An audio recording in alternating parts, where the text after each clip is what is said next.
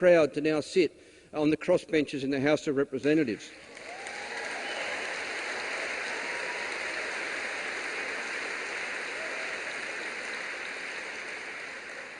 But what about Alan Kessing, the man who in 2005 was found guilty of a charge he has denied every day since then of leaking documents to the Australian newspaper about security shortfalls at Sydney Airport? Alan Kessing is a man who now carries a guilty conviction.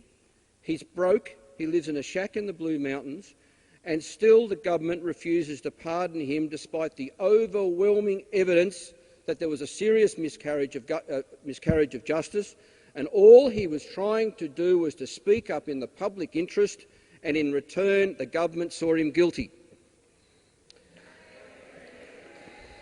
So what is going on, ladies and gentlemen? Why is it that we live in a country where people like Alan Kessing, David Hicks and others can be treated the way they are doing it?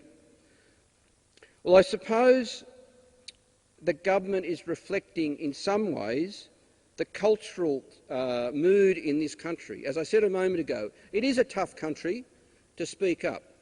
A lot of Australians don't like whistleblowers. It's a dirty word. You know, you compare that with places like the United States, where to be called a whistleblower is in fact a great compliment. But to be called a whistleblower in Australia, and Assange is a whistleblower, it's a dirty word with all sorts of connotations. But the way to overcome that is for government and politicians to act like leaders and to try and overcome those fault lines through the community. And instead they seek to tap into it.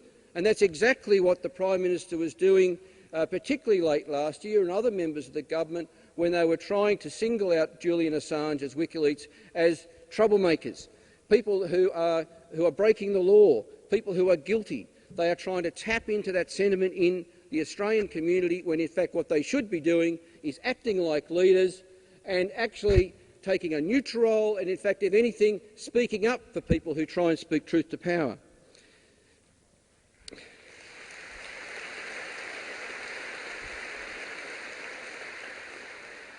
The bottom line for me is that this government and the government before it and the government before that, that's the Gillard government, the Rudd government and the Howard government,